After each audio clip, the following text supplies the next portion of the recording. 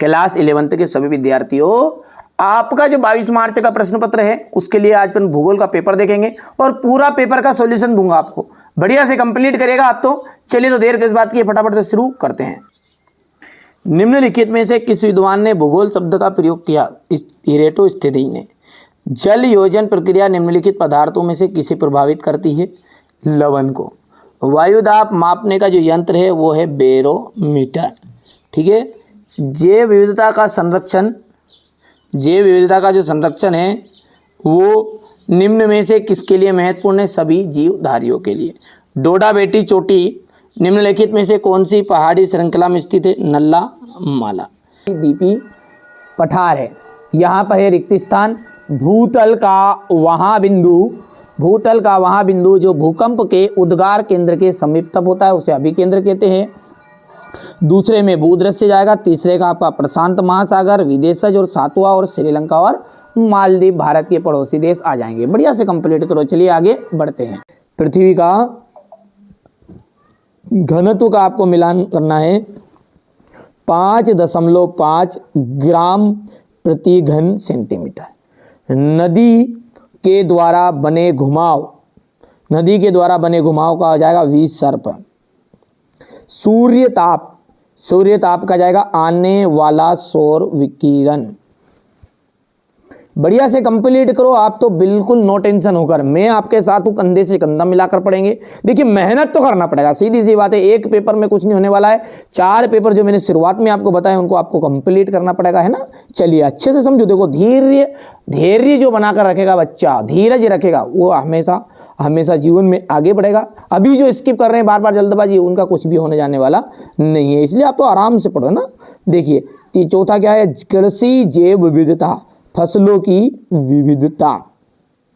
गेंडा, असम पश्चिम बंगाल का दलदली क्षेत्र, ये 5वां हो जाएगा। हो गया इतना। अब अगला है पृथ्वी की त्रिज्या कितनी है? तो पृथ्वी की जो त्रिज्या है ना वो है 6378 किलोमीटर। अनाच्छादन शब्द का क्या अर्थ है? आवरण हटाना।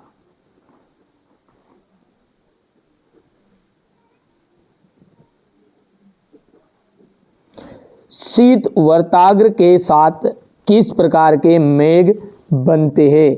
कपासी मेघ।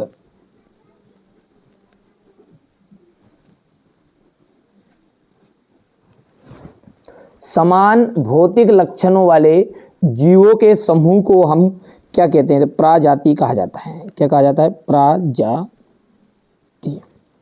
भारत देश की आर्द्र भूमि को कितने वर्गों में रखा जाता है? 8 वर्गों में।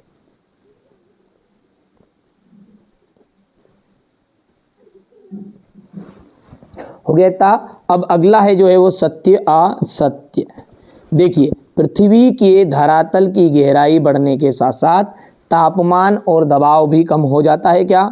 देखिए तापमान बढ़ता है और दबाव अधिक होता है ना, तो ये भैया गलत बात है ना। तापमान बढ़ेगा, नीचे से धरती हो जाता, ज्वालामुखी निकलते देखा अपन। पवन द्वारा बहाकर लाई गई बारीक मिट्टी को लोयस कहलाती है। क्या? बिल्कुल राइट बात है ये। समदाब रेखाओं के दूर होने से दाब प्रवणता अधिक होती है, ये बात आपकी असत्य रहेगी।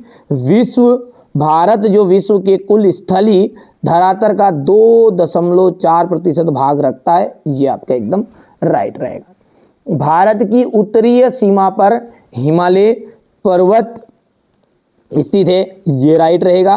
भारत में औसत वार्षिक वर्षा जो है लगभग 125 सेंटीमीटर है, ये भी आपका राइट रहने वाला है। अब क्वेश्चन नंबर जो 6 है, देखिएगा क्वेश्चन नंबर 6 का प्रश्न आप ध्यान से पढ़िए कि भूगोल किन किन शब्दों से मिलकर बना है। ठीक है, तो मैं बढ़िया से इसका सॉल्यूशन आपको प्रोवाइड करा रहा हूँ। यहाँ से आपको अब देखना है क्वेश्चन नंबर 6 से, है ना। चलिए ये क्वेश्चन नंबर 6 है, स्क्रीनशॉट ले लेना बेटा बढ़िया से, आप तो कंप्लीट करो। ये क्वेश्चन नंबर 6, इसके बाद में आगे की बात करें तो ये क्वेश्चन नंबर 6 का अथवा है। देख लीजिए, भूगोल की एक परिभाषा लिखनी है। वे कौन कौन से कारक है जो पृथ्वी के तापमान के वितरण को प्रभावित करते हैं? जलवायु से क्या तात्पर्य है? विदेशज प्रजातियों से आप क्या समझते हैं? क्वेश्चन नंबर ये 8 है। ये क्वेश्चन नंबर 8 का अथवा है, देखो ध्यान से। क्वेश्चन नंबर 9 को देखो, भारत को उपमहाद्वीप क्यों कहते हैं? क्वेश्चन नंबर 9 का अथवा रहेगा ये कि तटीय सीमा रेखाओं के राज्यों की पहचान कीजिए।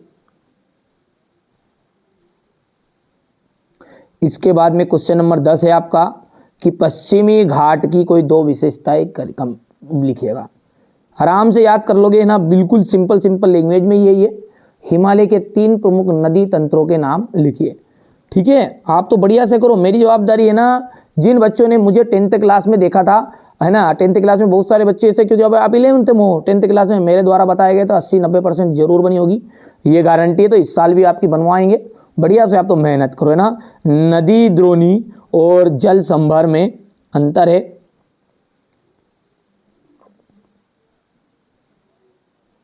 ये क्वेश्चन नंबर आपका 12 है। भूकंप के 2 हानिकारक प्रभावों को लिखिए। यहां से कोसी नदी को बिहार का शोक क्यों कहते हैं?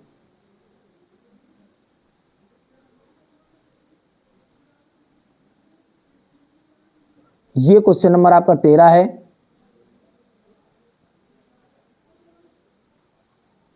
यहां से अपन बात करें तो वर्षा के 3 प्रकारों को समझाना है आपको। तो देखिए, यहां से पहला संवहनीय वर्षा है, ठीक है। दूसरी जो है वो पर्वतीय वर्षा, स्क्रीनशॉट लेते जाओ। तीसरा जो है, बस 3 ही, 2 कितने प्रकार बताए इसने? वर्षा के प्रकार है तो 3 नहीं है, 2 प्रकार है ना।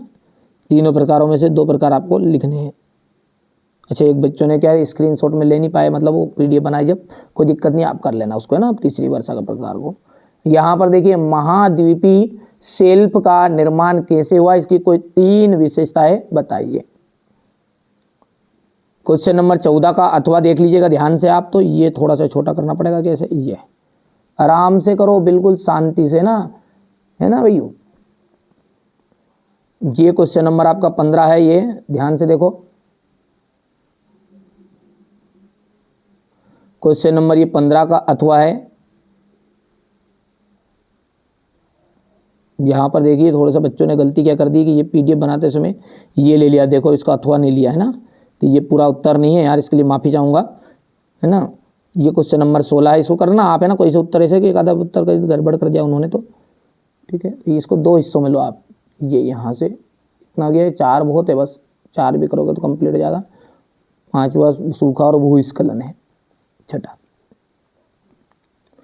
सुनामी के उथले जल की तरंग क्यों कहा जाता है? इसके प्रकार बताइए या इसके प्रभाव।